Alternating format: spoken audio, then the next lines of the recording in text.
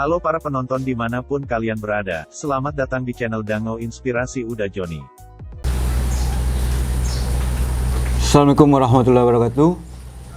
Alhamdulillahirrahmanirrahim. Kembali kita bersua dalam Dango Inspirasi Channel, sebuah channel yang fokus pada isu-isu pemberdayaan, khususnya pemberdayaan petani.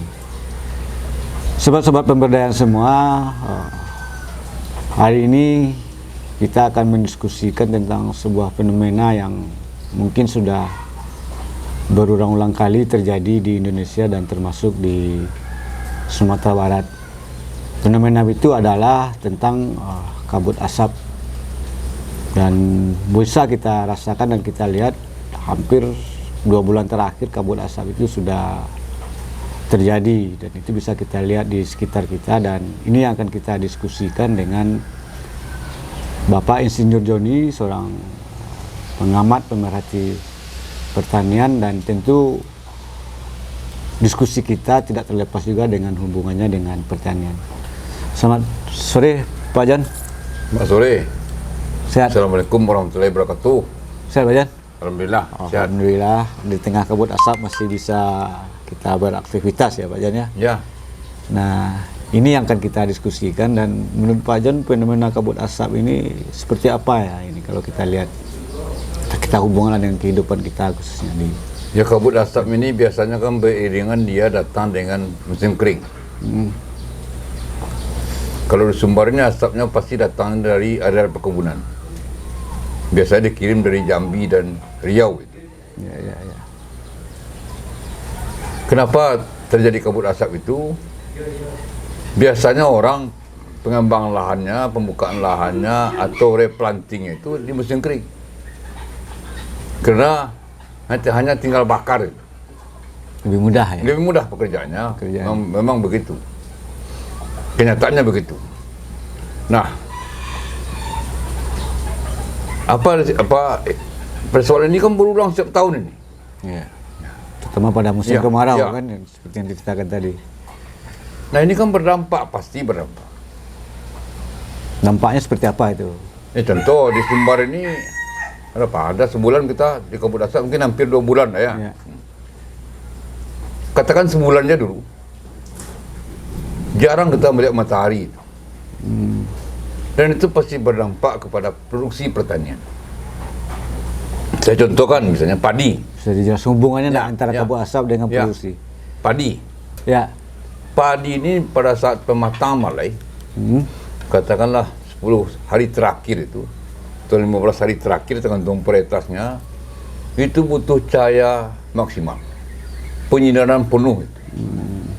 Nah, kalau tidak dapat penyinaran penuh, apalagi tidak ada cahaya, maka risikonya adalah butir hijau dan butir mengapurnya tinggi.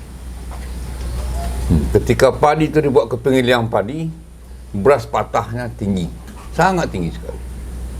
Dan itu tentu kerugian petani. Sangat besar juga. Oh iya, ya, gampang kita manukan. Menghitungnya. Setidaknya kerugiannya itu, kalau produksi padi itu produksi berasnya misalnya 3 ton lah, berasnya. Berasnya. Ya. Itu pasti kerugiannya 1 ton itu. Jadi sangat besar itu. Ya, itu pasti itu. Boleh kita lihat itu. Karena itu butirnya itu patah. Ketika masuk penggilingan padi patah dia. Metabolisme pemasakan karena padi. pemasakannya tidak sempurna. Tidak sempurna. Tidak sempurna. Nah, itu risikonya. Loss kita 1 ton beras per hektar. Berapa itu? 1 ton kali 10.000 harga beras 10 juta. 10 juta. Per hektar. Kalau lahan berapa hektar Sumatera Barat terkena? Gampang. Dari pengalaman di tahun selama ini, panen kita kan serempak di Sumatera Barat ini. Panen bulanan kita adalah 5-15% dari luas panen tahunan.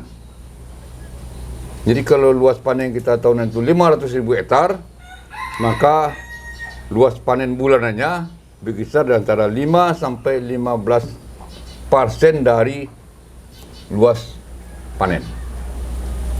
Katakan 10%. 10% dari 500.000 hektar berapa? 50.000 hektar. Kalau 1 hektar kerugiannya 10 juta, berapa itu? Ya, kalikan aja kan. 0,5 triliun. Kerugian petani. Ini kerugian petani nih ya. Petani langsung Ya, ya. petani merasakan. Tanpa ada kepedulian siapapun. Ya. Bayang nih, kerugian. Sementara penyebabnya itu adalah pengusaha-pengusaha perkebunan besar. Ya. Selain produksi terhadap hama juga ada pengaruhnya juga nih Pak Jod. Kalau kabut-kabut. Iyalah. Pasti penyakit berkembang, itu pasti itu. Jadi Karena matahari pagi itu sangat menentukan pertumbuhan penyakit. kalau tadi Orang TBC aja kalau dijemur setiap pagi sembuh dia. kalau tadi kan padi kan kita kan hanya padi aja. Ya kita hitung padi ya, contohnya ke padi dulu. Sudah 0,5 triliun kita kena. Harusnya akan ada hitung-hitungan. Pengusaha yang berlaku demikian, mereka harus ganti rugi. Nah ini harus ada kebijakan pemerintah. Jangan penderitaan petani ini biar begitu aja dari tahun ke tahun. Udah lama sekali. Jadi memang antisipasi terjadinya kabut asap ini atau pembakaran Ya. ini pertama harus dikuatkan gitu ya. Ya, kalau pangan ini betul-betul jadi perhatian kita di Indonesia ini. Kadang-kadang kan ini perhatian teriaknya aja yang keras itu. Ketahanan pangan, kecukupan pangan, kan sekadar itu. Jadi Tapi aksinya gimana? Yang menderita ya petani. Jadi, Sudah pupuk sulit. Penderitaan di petani. Nah, ini yang perlu kita teriakkan ini supaya kawan-kawan mengerti lah. Apalagi yang sana duduk di legislatif. karena kesannya kan tidak ada suara ini ya Pak Jan terhadap problem kabut asap ini ya. Karena sudah nggak biasa. Sudah ada nggak biasa. Dan penderitaan petani itu kan dari tahun ke semenjak dulu sekali ini. Ya. Artinya memang kelihatannya pemerintah tidak ada kepedulian boleh saya disebut. Enggak terhadap tahu itu. apa tidak peduli atau tidak tahu sama sekali. Atau penderitaan di petani pun sudah diterima aja. Ya begitulah. Nah, kira-kira apa kalau di sisi petani apa yang bisa dilakukan menghadapi situasi kabut asap? Tidak ada. Hah? Tidak bisa kita petani menolak angin berasal dari pantai timur ke barat ini. Tidak bisa. Tidak bisa ya. Jadi memang Itu tidak ada ada angin yang bawa. tidak ada daya sekali dari ada. petani untuk mengantisipasi Ya. ini ya. Atau tidak boleh bikin asap. Bisa juga. Tapi ada semacam ganti rugi, boleh. Kompensasi, boleh. Ya, akhirnya nanti orang malas bertani lagi. Untungnya dia orang, enak aja buka lahan, entah bayar pajak entah enggak. Terus petani menimpa penderitaan. Jadi kalau ada kejadian kabut asap dan itu diketahui penyebabnya ada dari perusahaan-perusahaan besar itu, mekanisme ganti rugi ini harus dihitung ini gitu Pak. Iya, karena pangan ini tanggung jawab pemerintah. Tidak tanggung jawab petani ini. Saya akan diserahkannya ke petani, makan rakyat hampir 300 juta ini. Iya. Saya akan diserahkannya ke petani. Udah pupuk sulit, solar mau mengolah tanah sulit, teli apa-apa orang tak mau tahu. Ya, enak betul akhirnya nanti kita akan ditinggalkan petani padi. Itu baru padi aja. Komuniti lain gimana? Ya sama aja. Karena ini pengaruh pencahayaan ini sangat penting untuk petani. Oh iya, sangat. Dan itu yang paling Ya. terpengaruh oleh kabut asap ini ya, untuk sisi pertaniannya ya. Yang mudah-mudahan pemerintahan ke depan adalah semacam kepedulian. Jadi Itu memang saja. kita berharap ke depan itu pemerintah betul-betul fokus lah. Kalau pertama mengantisipasi kejadian kabut asap. Ya. Yang kedua membuat sistem apa yang bisa memberikan perlindungan lah kepada petani dalam proses ini. Itu ya Pak Jan. Ya. Ya, harapan tinggal harapan aja sebetulnya itu. Saya yakin itu. Tapi sudahlah. Semoga Tuhan berpihak lagi ke petani. Ya, kita berharap ke depan. Ada keberpihakan Tuhan juga. Kalau enggak mungkin ini. Berharap ke manusia aja, saya pikir orang selalu dipinggirkan, tertindas begitu saja akan terlupakan. Dan ini kan momen sekarang, momen kita memilih pemimpin ke Ya, depan juga. mudah-mudahan. Seorang petani ini kan diperebutkan ketika mau pilkada, pilpres, pileg, itu aja. Sudah lupa, 5 tahun lagi datang lagi, kan gitu aja. Ya. Ini memang sangat tidak adil. Artinya isu-isu ini atau wacana atau apa ini harus kita gaungkan terus-menerus supaya Harus. perhatian pemerintah kembali lagi untuk sektor ini ya. Harus. Ini kabut asap, risikonya itu.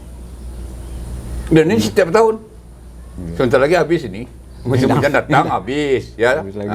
Nanti tahun depan datang lagi. Muncul lagi. Saya akan itu penderitaan yang rutin oleh petani kan itu. Ya itu yang memang harus berhati-hati kita melihatnya. Harus. Bahwa memang kebijakan pemerintah sangat penting untuk mengantisipasi. Karena asap itu ulah manusia. Tidak bisa kita berserah diri aja itu. Ya gimana lagi, ini kehendak Tuhan, mana kehendak Tuhan, kehendak orang itu. Bakar hutan ialah bakar kebun, bakar ini ialah asap. Nah kita di Sumatera Barat terkesan hanya menerima dampaknya saja kan sebenarnya kan. Pembakaran tidak terlalu banyak di sini kan. Ya. Ya, antara lain pembakaran juga, jerami pun dibakar orang. Oh jadi ada juga pengaruh. Pasti pengaruh tapi tidak banyak. Tidak banyak gitu ya. Membakar jerami hubungannya dengan kesuburan tanah. Ketika musim kering datang, 15 hari tidak ada hujan atau sebulan ribut. Padahal kalau jerami tidak dibakar sebulan tidak ada hujan, tidak apa-apa kok. Jadi selain soal fenomena kabut asap akibat pembakaran hutan, memang kita harus mengurangi juga pembakaran jerami itu ya. Ya. Dengan dampak-dampak yang positif gitu. Jerami segala macam, ngapain harus dibakar? Ini yang dan mungkin kita di Sumatera Barat ini lagi harus kita galakkan dari lagi. dulu sudah diteriakkan juga. Kemarin juga ada teriakan itu dari Jakarta, ini sekedar surat aja. Tidak ada gerakan. Harusnya seperti apa benar? Banyak gampang. Dulu saya pernah melakukan yang nak bakar jerami kasih insentif. Masih ingat mungkin ya, orang-orang di Sumbar ini. Itu kan sebuah gerakan sebetulnya. Tidak bakar jerami. Atau yang akan dapat bantuan pemerintah, yang akan dapat bantuan dari pemerintah padi, atau pokir apa namanya, syaratnya harus yang tidak membakar, kan bisa. Yang bakar nanti dulu. Nah, ini kan kebijakan juga. Dan kita di Sumatera Barat bisa mungkin kembali Bisa saja kalau mau. Kalau perhatian ada, keinginan ada, Tuhan akan membukakan pikiran. Iya. Itu pasti itu. Tapi kalau enggak ya buntu aja kita semua. Ya. Berarti itu memang itu kunci ya kebijakan kita di Sumatera Barat, bagaimana mengurangi pembakaran jerami. Tapi di sisi lain secara nasional memang mengantisipasi terjadi kebakaran ini sangat penting ya. Penting. Bapak Jan ya. Ya. Oke, kawan-kawan semua, itu diskusi kita tentang kabut asap dan tadi kita hubungkan juga dengan kebiasaan petani kita dan sebuah kesimpulan memang hentikanlah pembakaran yang menghasilkan asap ini. Apakah pembakaran hutan maupun pembakaran di tingkat petani sendiri berupa pembakaran jerami ini menjadi problem ya yang bisa menyebabkan terjadinya kabut asap. Mungkin itu sobat-sobat semuanya. Semoga diskusi ini bermanfaat. Terima kasih. Assalamualaikum warahmatullahi wabarakatuh. Waalaikumsalam warahmatullahi wabarakatuh. Video kami kali ini, terima kasih sudah menonton. Jangan lupa untuk like, komen, dan subscribe untuk mengikuti perkembangan terbaru dari channel ini. Sampai jumpa di video selanjutnya.